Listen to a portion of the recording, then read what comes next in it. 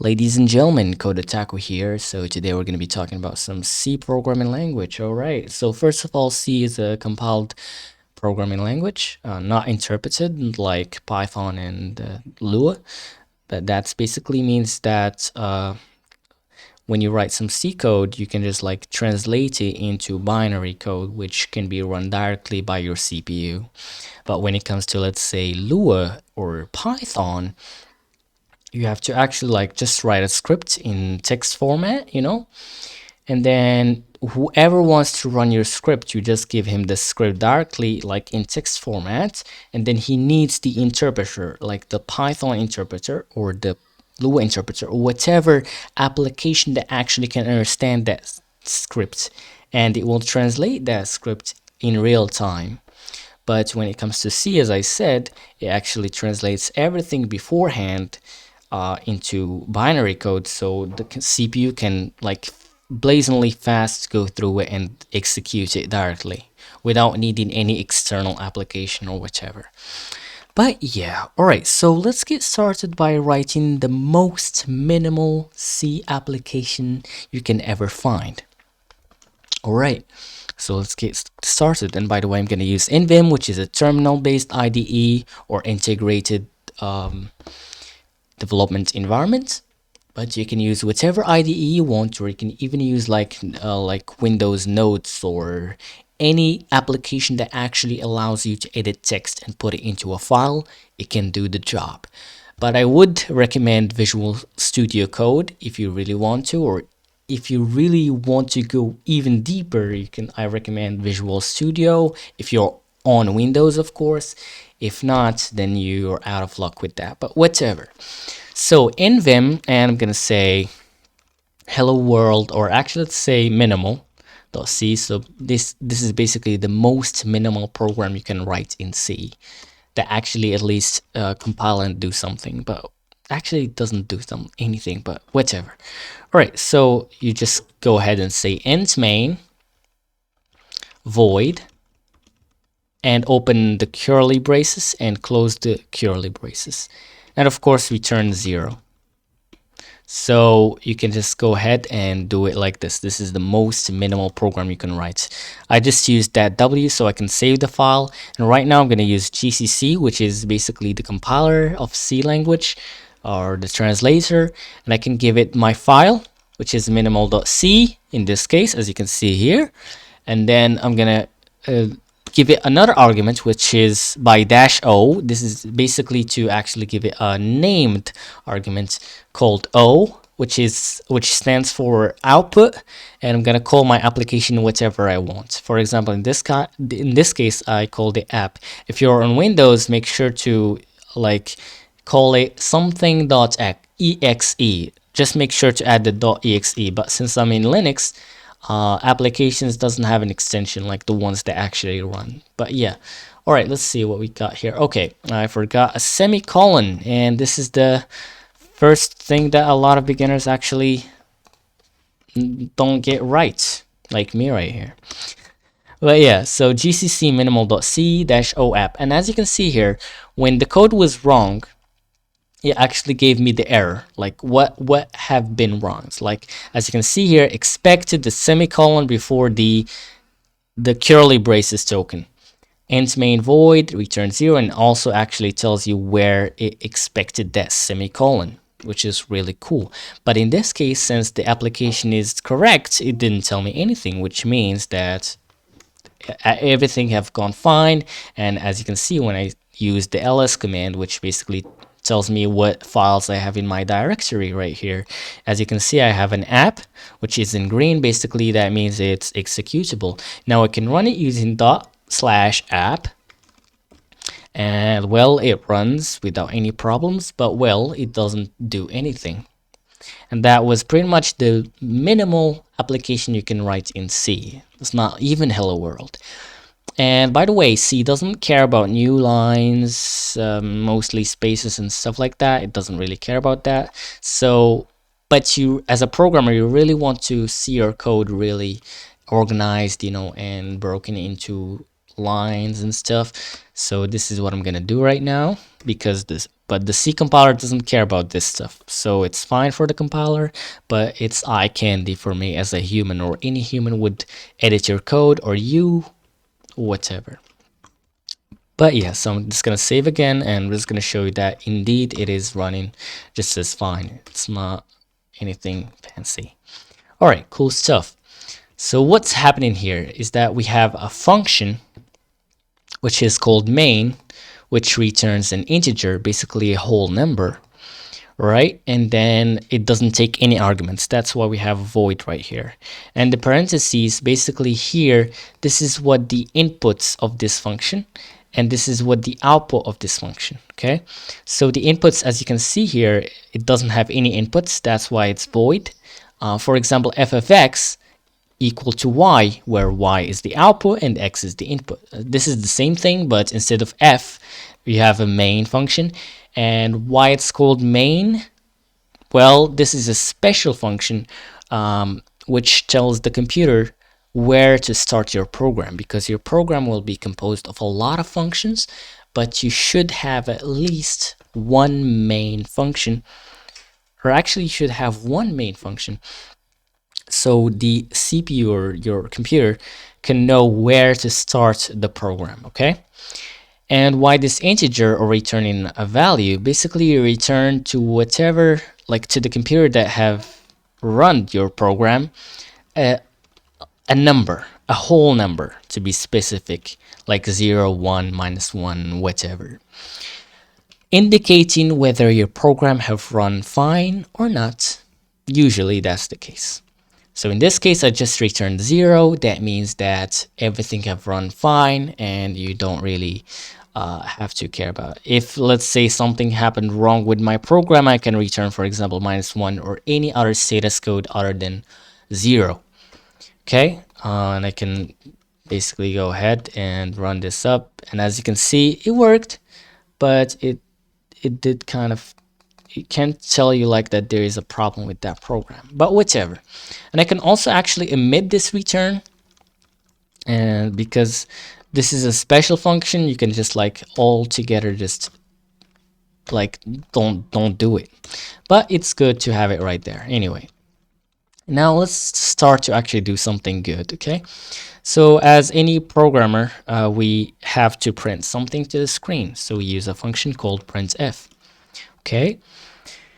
And then we give it a string, which is in quotation marks, because if you don't do this quotation marks, the program would think that maybe that's a function or a variable, but the problem is that you won't find it, and it will tell you that it doesn't know what you mean. It doesn't understand what you mean exactly. And actually, let's try it.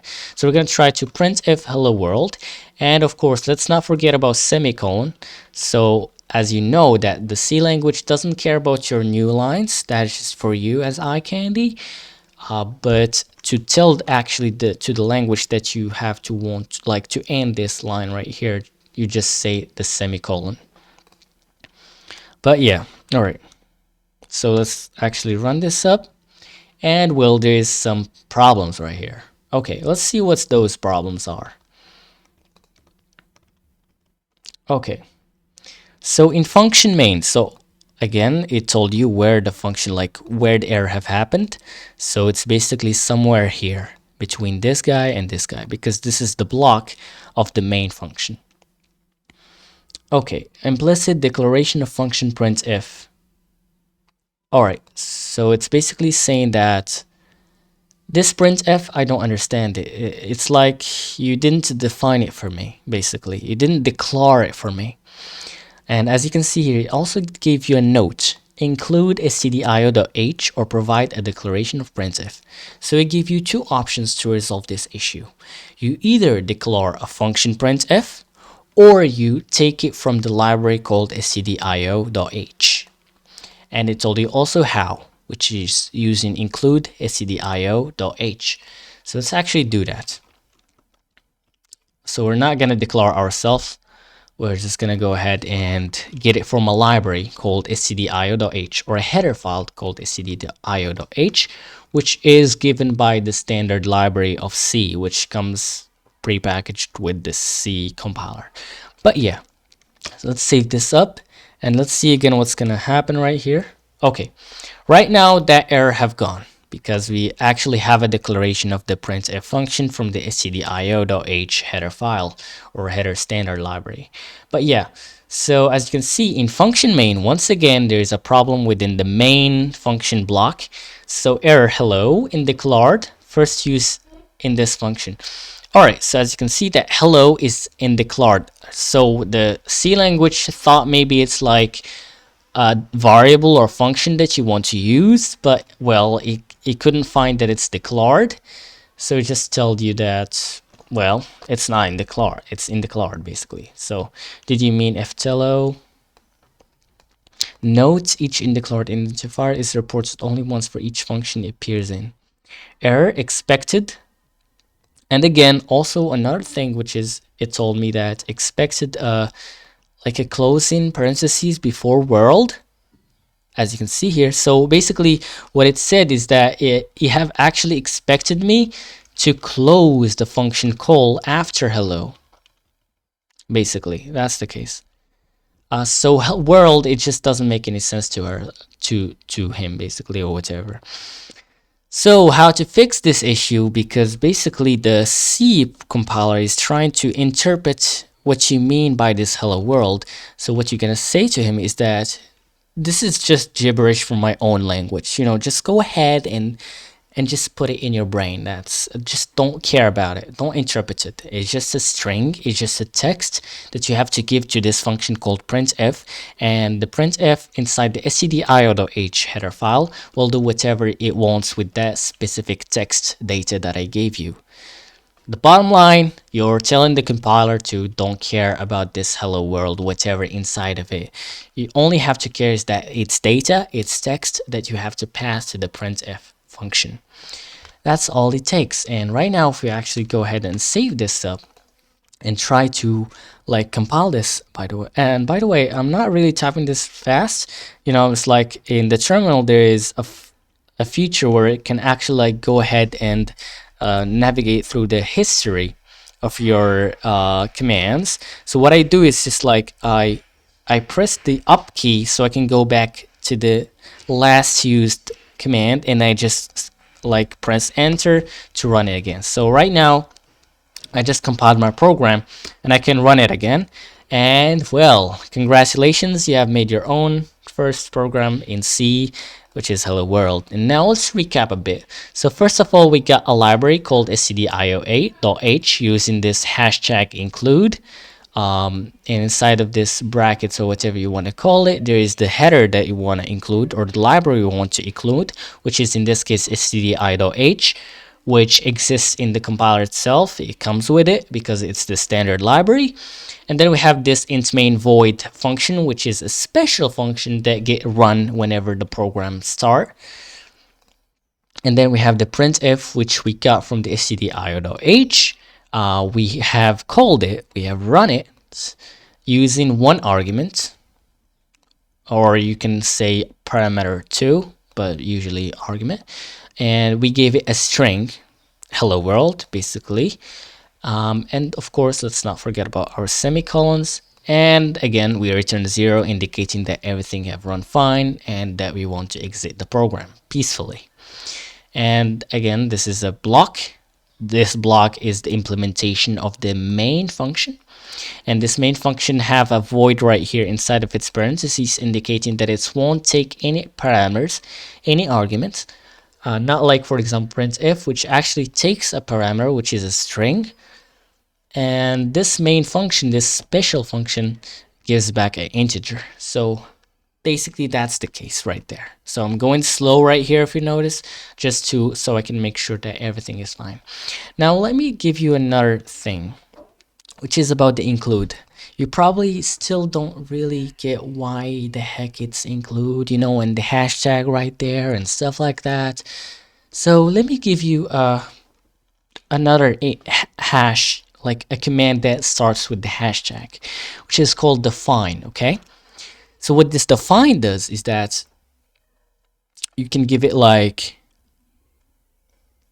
do, you know, I can call it something, you know, and I can give it another thing, you know. Like for example, right here, I said define, do, and the opening curly braces, and then define, end, and the closing curly braces. So what I've done here is that I've told the compiler, before you actually go ahead and translate this code, what you want to do is go ahead through all this code and like actually replace this opening curly braces with the do right here, and closing curly braces with the end, basically. Because this, whatever command you see that starts with the hashtag, it actually happens before actually compiling the code. So it's called the preprocessor or the pre-processing stage. But whatever, this is a preprocessor command. But yeah, so as you can see, it actually starts with the hashtag. Alright, so let's actually do whatever the preprocessor is doing right here for us. So when it finds define do, whatever the heck that is, what it do is just it actually deletes that line, you know, and it goes ahead and it goes through and replace like basically I'm gonna have in my code like this, do end, you know, and then you just go ahead and replace that do with the opening curly braces, and here again it goes define a end, you know, and just deletes it and goes ahead, look for its end, and it replaces it with the closing parentheses like this, or closing curly braces. But yeah, so let me actually show you how it works basically. So define do and define end, and right now I can actually go ahead and use do instead of the opening curly braces, and end instead of the closing curly braces. And now let's actually like save and let's compile and let's run. And as you can see, it works just fine. But if you didn't have those preprocessors, then of course it won't work, because this is wrong syntax pretty much. And there we go. As you can see, a lot of problems. Expected declaration specifiers before do, because it doesn't really understand do. And so yeah. Now, why I'm telling you all of this stuff? This is basically like copying and pasting, basically. I'm telling the compiler or the preprocessor to actually go ahead, whenever you find this word, like let's say do, replace it with opening curly braces. Whenever you find and, replace it with a closing curly braces. That's all the define preprocessor do. And now let me introduce you to the include preprocessor, which what it does basically is that it goes ahead into that file that you have gave it right here, and it goes ahead and it grabs all the contents, all the text inside that file, and it copy it and paste it inside this here basically.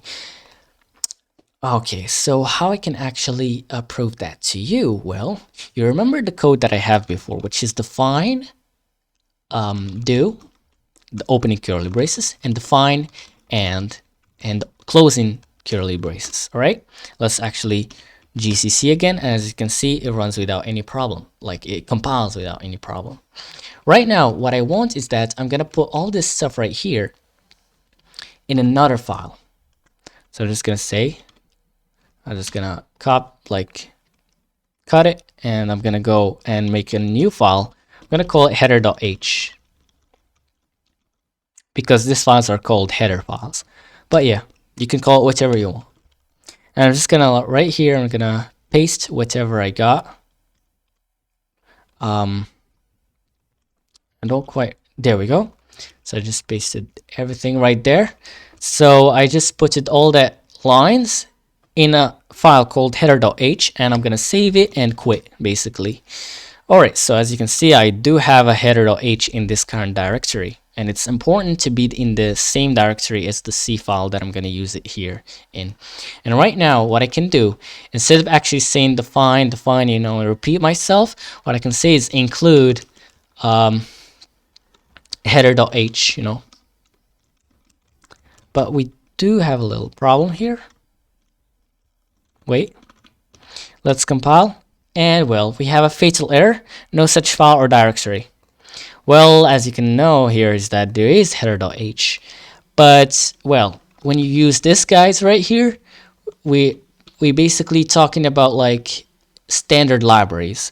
But if you're talking about a file or a header file or a library that is inside your own current directory or relative to your current directory, instead of this kind of curly braces or like these brackets right here or whatever, you should use this things right here, like the string basically. And now if I actually save and try to compile again, boom, it works just fine. And if I go ahead and /app, and as you can see, this works. It just basically gone ahead, copied whatever text inside the header.h, it put it inside of here in the place of the include, and that's why this works, the do and end here. Because if we didn't have those defines, then this will throw an error because this is not valid C code. But since we have those defines that go ahead and replace the do with the opening curly braces and the end with the closing curly braces, that works just fine. All right, cool stuff. All right, so I'm just gonna remove the header.h because we don't need it anyway. I'm just gonna remove this up. All right, and now, so printf hello world, and of course let me make sure that this is right using the curly braces. Okay, it's important of course to actually recompile every time you have done some changes into the code, because if you rerun the app without compiling, you're just gonna run the app you have compiled before, not the app that you're expecting right now. But yeah, and we can also run the two programs like this at the same time using this, like using a 2% and then doing the second command that we want. So right now basically I'm actually compiling and running the application at the same time. And that's why I love the terminal, like actually writing commands and stuff, because it's really amazing. Like basically you can do 2 commands at a time, like you can do a lot of commands at a time. You can write a script that runs a bunch of commands that do a lot of stuff, you know. It's really cool. It really makes everything much easier.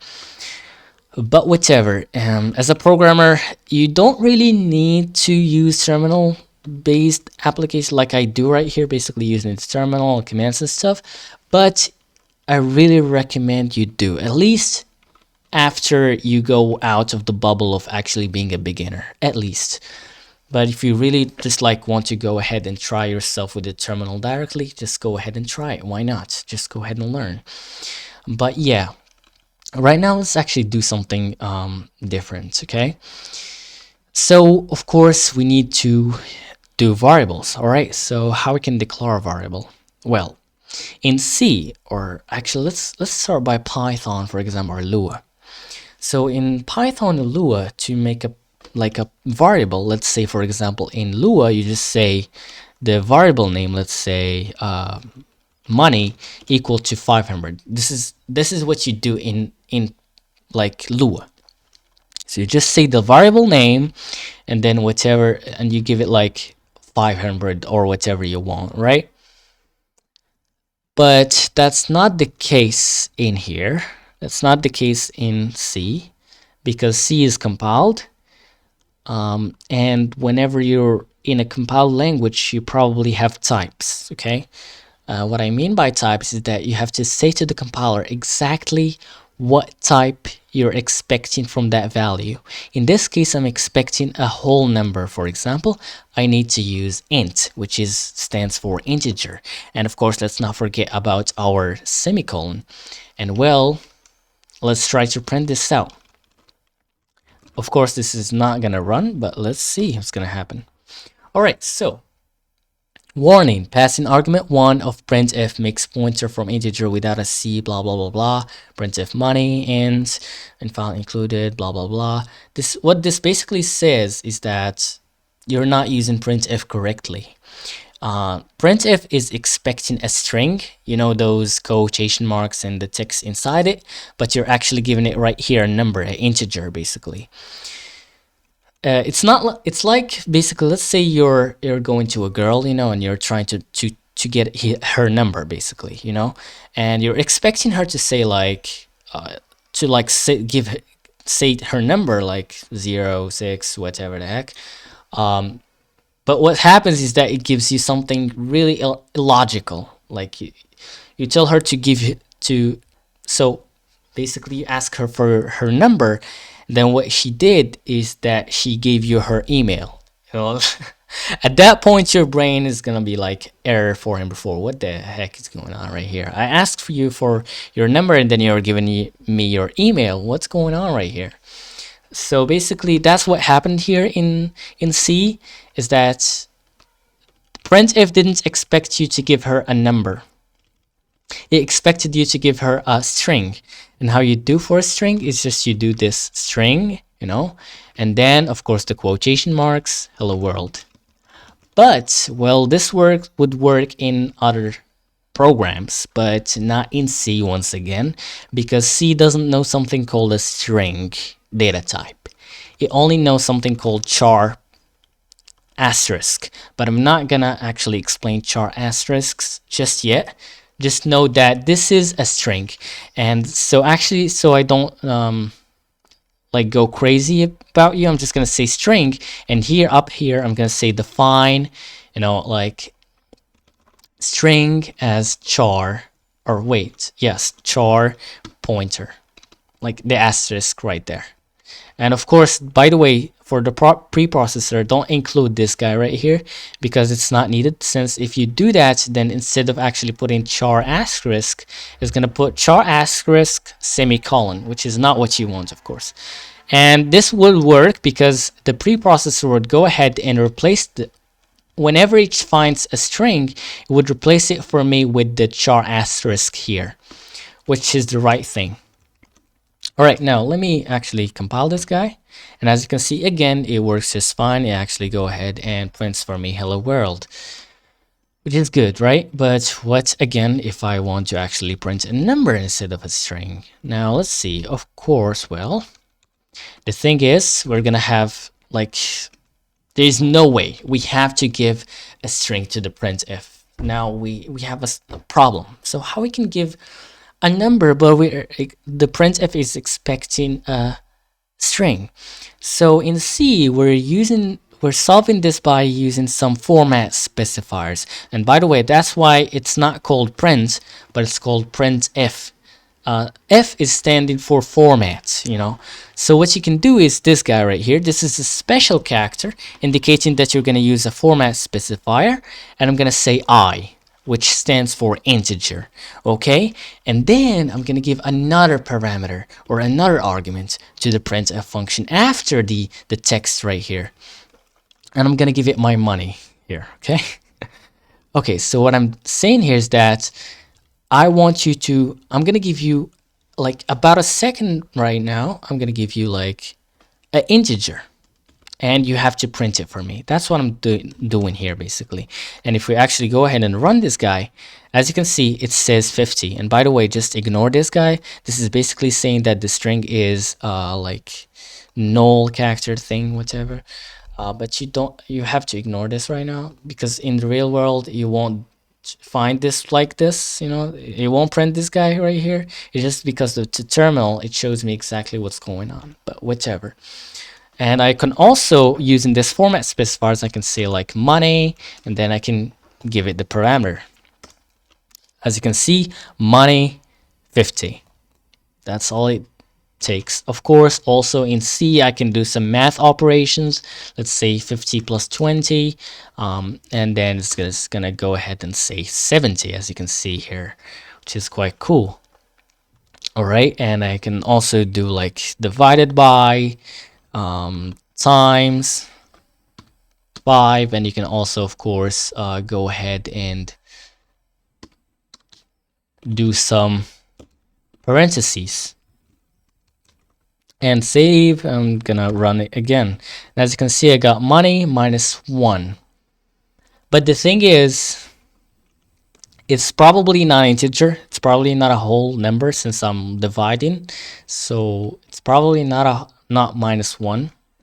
But if I say, for example, float, which is not a whole number, but a number with a point or with a comma, basically not a whole number. Let's say 123.123, because if you actually put it such number in money, for example, as an integer, then it will just get rid of all of this information and tells you just 123, and that's what happened here in -1. Right now, let's try it out. But again, when I said like this guy right here, the %I, I promised the C compiler that I'm gonna give him a integer. But what I did here is I'm about to give him a float. So I should actually give him a float instead. So that's why I actually, instead of I, I'm gonna use a F. And now if I set that, there we go. It actually says -1.0000, but still that doesn't work out because this is still, the math is using the integer stuff. So I have to actually do it like this, 0.0, so I actually do the floating math, which is using the comma and stuff like that. But yeah.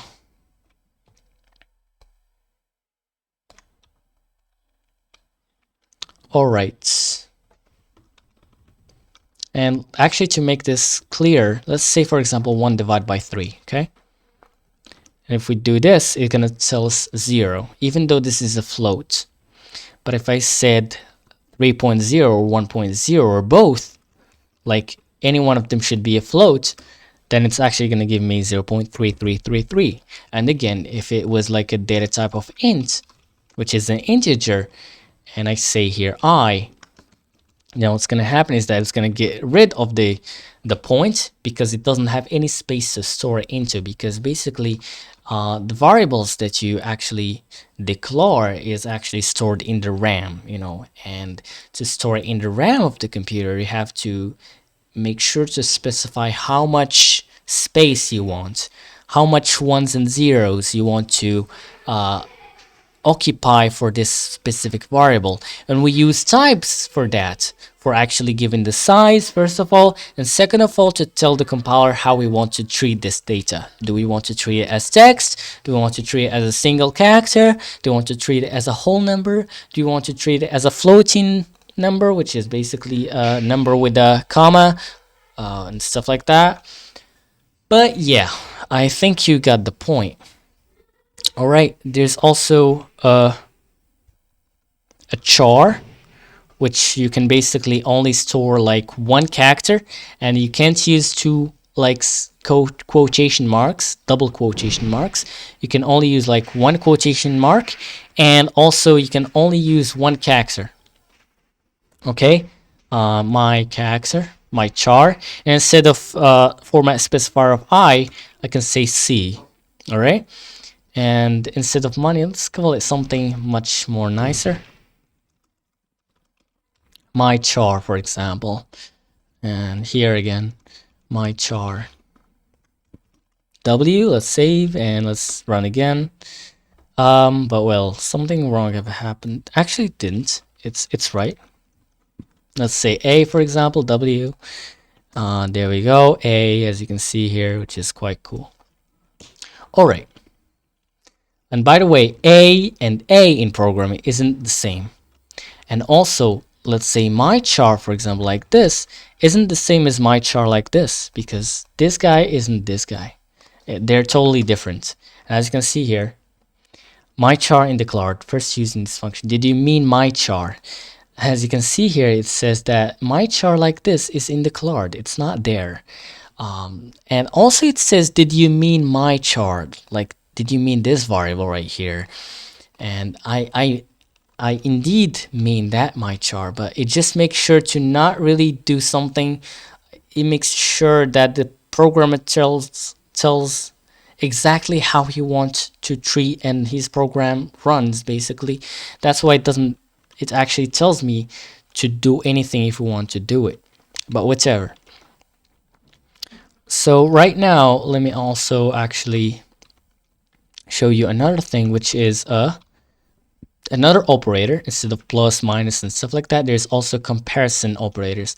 And instead of equal, we use two equal signs. Why? Because we already using like the equal sign for assignment, for like actually grabbing a value and putting it inside of a variable. Instead, we use two equal signs for comparison, for equal comparison. But yes, so I can say a equal to a, for example, and then I can print, let's call this condition, for example. Okay, and whenever you use like some comparison like this, it returns for you either 0 or 1. 0, which means false, that that condition is not true, and 1 is true. Basically, that condition is actually true, basically. But yeah, so it makes sense to store it, for example, in integer or char, doesn't really matter, but let's just go with integer for now. Okay, and of course I'm going to say I'm going to say condition. There we go, w, and boom, my char, it says 0, which means false, because this guy right here, this character, doesn't equal this character by any chance. They're totally different because they have different cases. And why is that? Because as char, you know, the characters in computers isn't really stored. Like the computers doesn't have characters, you know, and strings, text, and stuff like that. It only knows zeros and ones. So basically, it only knows numbers. Okay. And of course, characters are stored as numbers. So if you actually looked up the ASCII character table, ASCII character char table, okay, you can find how all of the characters, what their numbers are in binary, in decimal, in hex. This is basically like different number systems. So decimal is a number system of base 10 because there's like 10 possible numbers that you can use. You can use from 0, 1, 2, 3 to 9 basically. So 0, if you like count with the from 1 to 9 including the 0, then you get like 10 combinations. But for binary, there's only two possible numbers, which are 0 and 1, which means you have two possible characters that you can use, or digits that you can use, which means the number system have a base of 2. Hex is a base of 16, which basically used from 0 to 9, and when it exceeds 9, instead of like going back like in the decimal, no, it actually goes from A to F basically. So there's like 15 characters that are possible, 15 digits that are possible. So yeah, so it's actually a base of 16, which is pretty good. So what can happen here is that like 4 bits, because every 1 or 0 in a binary number is called a bit, and every 8 numbers are called byte instead of bits. And well, every character in hex can represent 4 bits basically, as you can see here. But yeah, it's not the same as decimal. It's more complicated than that for decimal because it's the bases are not like multiples of each other basically. That only works for numbers because this is base 16, this is base 2, which are like multiples, but for decimal is 10, so it's quite different. But yeah, I'm not gonna go into details about that. But as you can see here is A is stored as 65 in the memory, or as this binary number in the memory, instead of A as the character we know. And for A, there are lowercase. Where is it? Here we go. It's actually, instead of 65, it's 97. So as you can see, there are different numbers. They're representing 2 different numbers, basically. And that's why. That's just, you know, information to know for later. But yeah. Alright, you can also, of course, use numbers. So 10 equals to 10. Of course, this is true. So it's going to give us a 1 right there. There we go. Alright, let's say 5 equals 10. There we go. Now, what about the other comparisons? We're gonna We have also a greater than, so is if 5 is greater than 10, is 5 less than 10, less than or equal to 10, greater than or equal to 10, or whatever. So basically you have all these comparison operators, and of course as a programmer you have to research a lot. For example, right here you can research for the ASCII table, you can research, let's say, for C, and by the way, CS50 harvard.edu course is really good starting point, by the way.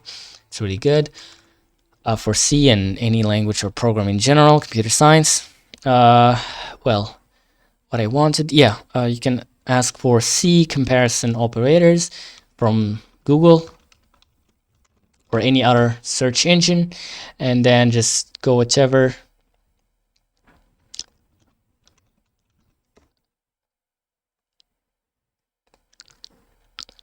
Wikipedia is not a good place to be in for such things, but you got the point. You just research and you look for, and as you can see here, for example, the Windows docs right here, it tells you the C relational and equality operators, as you can see here. There's also this guy right here, which is shift, stuff like that. There's not equal. This means not equal instead of equal equal. It's like this guy right here, not equal. This will give true if both the numbers are different, which in this case is true. But yeah, I think you got the point, and it also gives you some examples sometimes. Depends on the website and a lot of factors, but I think you got the point right here anyways. And now what would I need to use this condition for basically? Well, let's see. Let's say, for example, if condition is true, I want to say printf true. If the condition is false, I want to say false instead of 0 or 1. So let's do that. First of all, let's have number 1, for example, equal to, let's say, whatever number you want. Let's say 32, for example. Integer number 2 equal to, let's say, 53. And then, well, let's also say, for example, condition, int condition equal to number 1 equal to number 2, you know. So yeah, so basically I'm checking if number is equal to number 2. Now I can actually introduce you to a new thing, a new keyword, which is if condition. So if, and here you give it the condition that you want, and then you open a new block, and here you type whatever you want to happen. So printf true. Okay, and there's also a keyword called else, basically. So I'm gonna printf false. Let me just show you this in action first. Alright, so there's a problem. What I actually forgot. Let's see. Oh, number 1. So as you can see, it's really strict about the name of the variables. Alright, what's else? Yeah, there's a added I right there. Okay. Now let's run again, and there we go. So as you can see, it said false because of course 32 is not equal to 53, which is understandable. If I said 53, then it should tell me true because actually 53 is equal to 53. Cool stuff, isn't it? Now if I said number 1 not equal to number 2, the same thing happens. False. But usually we don't use an if condition like this. Instead of like putting the condition in a variable, we usually like do it inside, like inline basically. So we just say if number 1, for example, equal to number 2, then if that's true, then go ahead and execute whatever code is inside this block, like the function block right here. Execute whatever inside this block if this condition is true. Else execute whatever instructions inside this block. That's basically it. And of course, if you don't need the else, then just go ahead and basically don't use it. And there we go. So true. If it's true, it just says true. If it's not true, if it's false, then well, it doesn't do anything. As basic as that, as you can see here. Pretty cool stuff, isn't it? Right. Okay. So there's the if loop. All right. If condition. Now let's say we want a program that actually go ahead and prints for us from 0 to, let's say, 3. Okay. So printf, we have to use it like this. So printf 1, let's say, and printf 2, and printf 3, you know.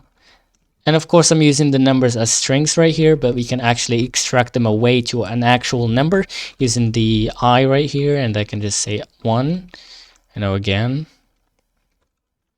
2, well, comma 2, %i again, comma 3, you know, stuff like that. Now let's see if this would work. Of course it works, as you can see, 1, 2, 3. However, it's not, you know, like giving one line per number. So if you want to actually go ahead and tell the computer to actually like go ahead to the next line, at the end you can say backslash n. Again, this backslash is like the percent sign or percent thing right here. It's actually a special character in the context of strings. So a backslash followed by an n character, that means that you're going to tell the computer to actually go ahead to the next line. So that's what happens. It actually goes ahead and prints that character, or that number actually, that integer, and then it goes ahead and go to the next line. And the same thing that I'm going to do with the other guys, just like that. And as you can see right here, instead of saying 1, 2, 3 or 1 over 23, it's going to say 1, 2, 3, each in their own line, basically. Pretty cool stuff, isn't it? Right? Cool. Now the thing is, let's say I want to print from 1 to 10, from 1 to 100. I won't like go ahead and like copy this whole stuff and, you know, like 100 times or 1000 times. Or let's say, for example, my program takes the user input, like asks the user like how much numbers you want to generate, for example. Well, then it's impossible to actually like go ahead and tell the user to actually wait a second, let me actually edit the program and I'm gonna give you back the new application. That's not good. So what we can do, how we can do this? Well, instead of doing this, I'm gonna leave just one line and I'm gonna use a for loop. So for loop, integer I equal to 0, I is less than, let's say, 3. Actually, let's start by 1, just as we did here, okay? And then we're gonna go up to less than or equal to 3, and then I++. And I'm gonna tell you what's that all about in a sec. All right, let's try this out. But instead of 3, but actually, let me just save this guy and let me show you what's happening right here. So as you can see, we're actually going ahead and printing 3 times, but well, it's printing 3 instead of actually 1, 2, 3. Why? Because I need to use, instead of 3, if hard coding 3, I need to use the I variable that the for loop have gave me. And there we go. So as you can see, 1, 2, 3. And right now I can easily go ahead and change where I can end. So right now I'm gonna go ahead 1, 2, 3, you know, and give me all the numbers from 1 to 100, which is quite cool, right? Pretty cool stuff. Okay. Now what we want. All right. So let's actually understand this, explain this. So for the for loop, it's a new keyword, of course. It takes 3 parts, okay? First of all, it takes the initialization part, okay? And then you have a semicolon. And then it takes the condition part, and then I'm not sure what to call this though, but let's call it I guess the end or anything like that. I don't know. But yeah, so basically you have 3 parts in the for loop, delimited by a semicolon. So first of all, you have the init, the condition is the second, and the end as the third. I'm not sure what this is called, but yeah, I just called it end in this case. But it shouldn't be really called that, but whatever. So the first part in this case, it's integer I equal to 1. As you can see here, is that I'm creating a new variable of type integer calling it I, which equals to 1. Okay, then for the second part, I'm saying that I is less than or equal to 100. And then for the third part, I'm saying I plus plus. Okay, cool. Now the thing is, what I can actually do, I can like go ahead and remove all those parts pretty much. I can just like say this guy. Instead of integer I, I can just like leave it empty and actually do it right here. Integer I equal to 100, or actually 1. No, and then I can also do it for this guy and stuff like that, but whatever. Let's actually just try this up, just so I can, as you can see, it still works. But this is much better way of doing it. It's just you actually have it right here. Why? Because too simply, when you actually declare the variable right here in this place, it's only going to be visible inside of this block, inside the for block, instead of like external from it. Basically, any line that is not inside the for block won't have access to the I. And this is a good thing, and I'm not going to explain why right now, but yeah. And next is the condition. So what happens here is that every time the for block keeps on repeating, like actually re-executing its block, okay? But as long as the condition is true, okay? And then here what happens is that whenever it ends an iteration, basically one time, what happens is that is go ahead and say I equal to I plus 1. So it actually goes ahead. This is like a counter called I, and then we go ahead after each iteration, we actually increment the counter by 1. So if it's, for example, 50, it's going to become 51 after actually executing this line. And pretty much we can also, instead of do I equal to I plus 1, we can say I is equal to, or I equal, or plus equal, I plus equal 1, or you can say plus equal 2. Basically that means that you should increment this by that. But instead, since we have only like incrementing by 1, there's also another shorthand which is like just I plus plus, or plus plus I. Of course these are different, but in this context they're almost the same. But yeah, basically they're incrementing 1, or you can say minus minus. It all depends on your use case, but usually this is the case, I plus plus. And we usually use, instead of less than or equal, we usually use less, just less. And we start from 0, because as programmers we usually start from counting from 0, right? So this loop right here will actually run 100 times. And if I go ahead and say 3, for example, let's see what's going to happen. So it actually starts counting from 0, 1, 2. It doesn't reach 3 because we're saying the condition less than, not less than or equal to 3. That's basically what's the point right there. Okay. Now let's say we want to get the user's input, or like someone is using our application, and of course he wants to generate numbers, but he wants to control how much numbers he wants to generate every time.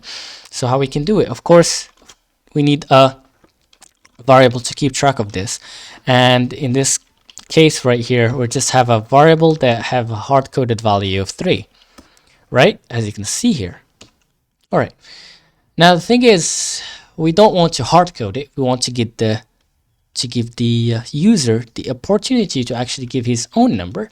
So what we can do, we can just say integer count. We can just leave it like that, or we can say equal to 0 or whatever. Doesn't matter, because we're gonna, after that, we're gonna actually use another function inside the stdio. And by the way, stdio stands for standard IO, or input output. So standard input output. Basically, the stdio gives us a lot of functions that is used for input and output. Basically, getting data and outputting data. In this case, when we're printing, we're actually giving data, like we're actually displaying some data on the screen. But if we want to input data, we can, for example, get the data from a file, or we can actually get it from the user directly when the program is running. And this is what we're going to use, or we're going to do, using the scanf right here. So scanf and we're going to use again a format specifier, just like printf, and we're going to say address count, just like that. And if I say w right here, and I can give it whatever number right now, for example 100, and there we go, boom. I can run the program again, 23, and there we go. I can run the program again, 2. And by the way, I don't have to actually compile once again, because I'm just taking the 4, for example, and there we go. As you can see, it's quite good, right? Nice stuff. But how this works exactly? Alright, so the thing that you should know is that when you have a variable, it's like you have a box. Now, if you have a box and you have something inside of it, a value inside of it. So, for example, we have a box of type integer, which means that box can only hold, is only like large enough to hold a whole number, basically. But that box doesn't have a value, but it also have an address, because that box is located somewhere in your room, for example, and consequently it's actually somewhere in the RAM, in the memory of the computer. But yeah, you can think of it as a box that is located somewhere inside the room. And right now, scanf, you told scanf what type of variable you like to get from the user. In this case, I told scanf that I want an integer, a whole number, from the user. And now after that, I need to tell scanf where it should put that value that he got from the user. So right here, I'm using the % count instead of just count. Why?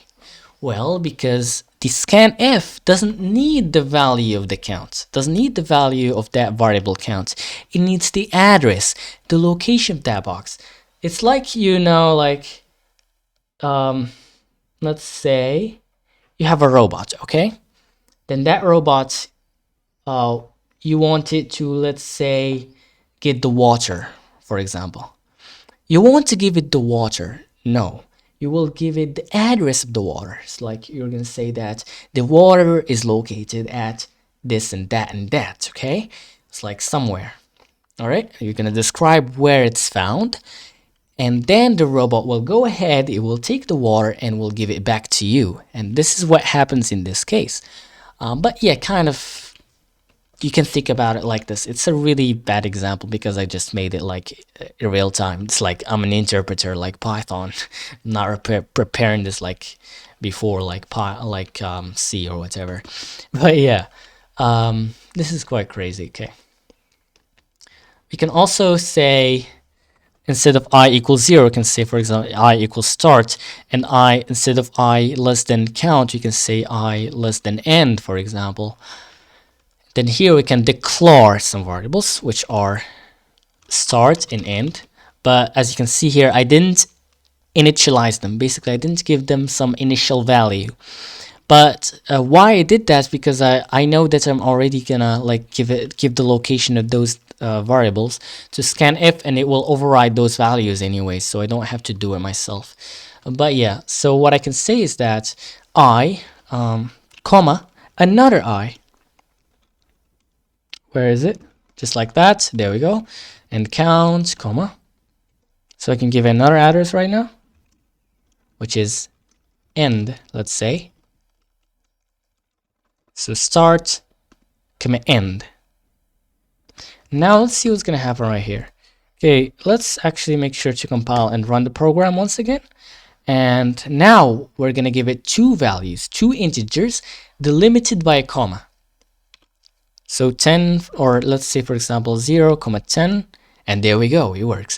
Now, if I run the same program before, without compiling it, and I say, for example, 5 to 10, 10, there you go, as you can see, 5 to 9. And of course, my input should meet the format specifiers and format that I gave to scanf. Otherwise, it won't work. It's like, if I say, for example, 5, and there's some extra space or something like that, it might not work. In this case, it did work, but it might not do that the way you intended to do so. But yeah, in this way, in this case, I'm lucky. So it did work. For example, like right here, it didn't really work as expected, but yeah, I think you got the point. Basically, here you're giving it the format of how the input you think is gonna come to you, and then the scanf does its job.